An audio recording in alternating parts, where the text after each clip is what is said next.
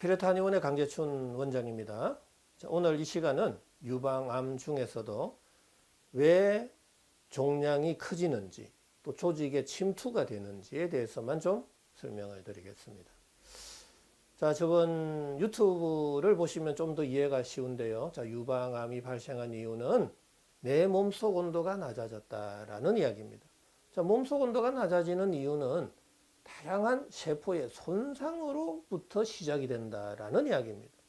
이 세포의 손상은 너무너무나 많습니다. 자, 압력, 온도, pH, 저산소증, 물리, 화학적인 자극, 전기장, 자기장, 약물, 환경, 여건, 음식물의 특성, 이러한 모든 팩터들에 의해서 세포의 손상이 일어날 수밖에 없죠. 이 세포의 손상으로 인해서 세포 내 미토콘드리아에서의 ATP 합성의 장애가 생기는 겁니다. 자, ATP의 합성의 장애는 열 에너지 발생량의 감소로 이어지는 겁니다. 바로 그것은 이 뇌를 포함한 오장육부의 온도인 심부 온도가 그때 내려가게 된다라는 이야기입니다.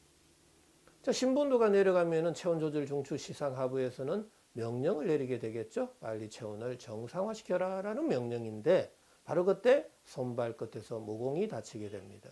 자, 모공이 다친 이후에 밥을 먹고 활동을 합니다. 몸에서 열은 발생합니다. 자, 그 열 에너지는 어디로 가야 될까요? 라는 이야기입니다. 자, 열 에너지는 전도, 대류, 복사, 정발 네 가지 타입으로 이동을 하는데 항시 높은 에너지 준위에서 낮은 에너지 준위로 흐르게 됩니다.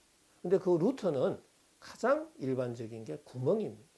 자, 그러면 눈, 코, 귀, 입, 그 다음에 유두의 어떤 구멍까지 합치면 이 상체로는 거의 9개의 홀이 있다라는 이야기입니다. 자, 그럼 만약에 이 열 에너지가 유방, 유두 쪽으로 열이 이렇게 확 쏠린다고 가정을 한번 해볼까요? 그러면 쏠린 부위의 피부나 조직의 온도가 올라가겠죠. 자, 조직의 온도가 바로 염증이다라는 이야기입니다. 인플라메이션이 생긴다라는 이야기입니다. 근데 이 염증이 생겼을 때 대체적으로 우리가 발적, 따가움, 화끈거림, 심한 경우는 통증까지 생깁니다. 유방암 환자분들의 대표적인 증상이 이렇게 나타날 수 있죠. 뻐근하고 통증도 생길 수 있습니다.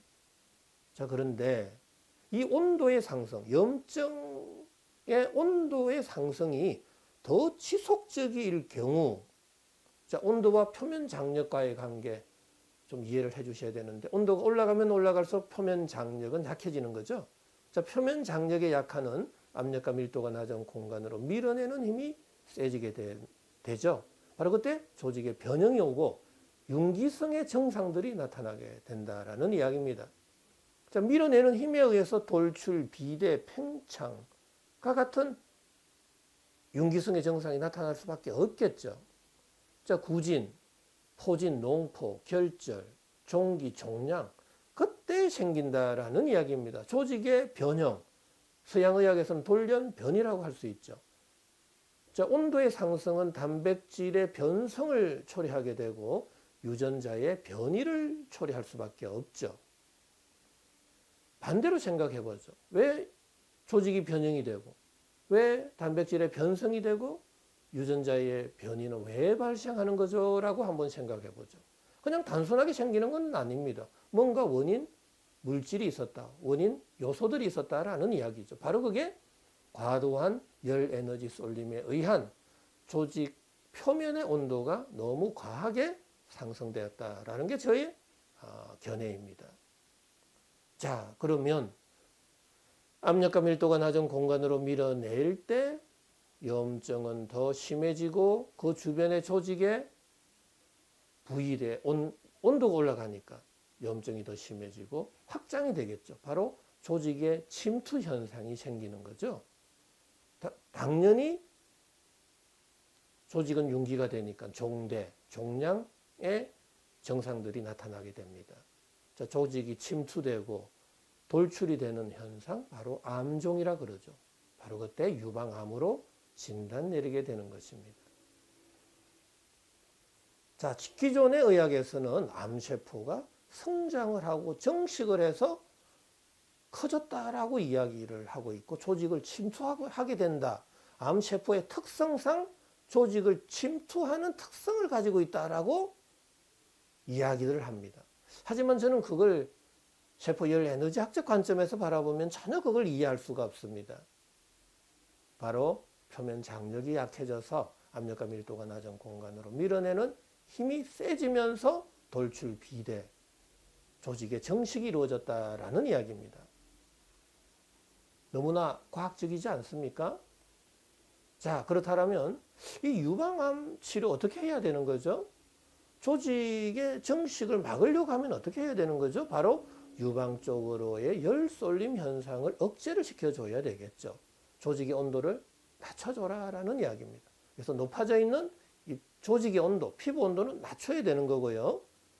그리고 열이 쏠린 이유는 모공이 닫혀버린 거죠. 그래서 모공을 열어라. 닫혀져 있는 모공을 열어줘야 된다라는 이야기고, 모공은 왜 닫히는 거죠? 바로 몸속 온도가 낮아졌기 때문에 모공이 닫혔다라는 이야기죠. 그래서 낮아져 있는 몸속 온도를 높여라라는 이야기입니다. 자, 정리를 해보면 유방암 치료의 3대 치료 원칙은 낮아져 있는 몸속 온도 높여라. 닫혀져 있는 모공은 열어라. 높아져 있는 피부 온도는 낮춰라. 높아져 있는 피부 온도는 낮춰라. 낮아져 있는 몸속 온도는 높여라. 이겁니다. 자, 이 세 가지 꼭 좀 기억해 주시고, 그런데 높아져 있는 피부 온도를 낮추기 위해서 세포의 열 에너지 대사를 억제하게 되면 절대로 안 된다라는 이야기입니다. 세포의 열 에너지 대사가 억제되는 순간 피부 온도도 낮아지겠지만 심부 온도까지 낮아집니다. 심부 온도가 낮아지면 체온 조절 중추 시상하부에서는 가만히 있지 않아요. 빨리 모공을 닫아서 체열의 방출을 줄이게 됩니다. 그 이후에 밥을 먹고 활동을 합니다. 또 몸속에서 열은 발생합니다. 그 열은 다시 열이 확 쏠렸던 유방으로 다시 방출하게 되면 유방 조직의 온도는 다시 올라가게 되고 표면 장력은 약해져서 유방 조직의 또 변형, 정식의 상황으로 또 악화된다라는 이야기입니다. 유방암이 치료가 안 되겠죠? 그래서 만성화되고 또 더 악화된다라는 이야기입니다. 자, 오늘 이야기 굉장히 중요한 이야기인데요.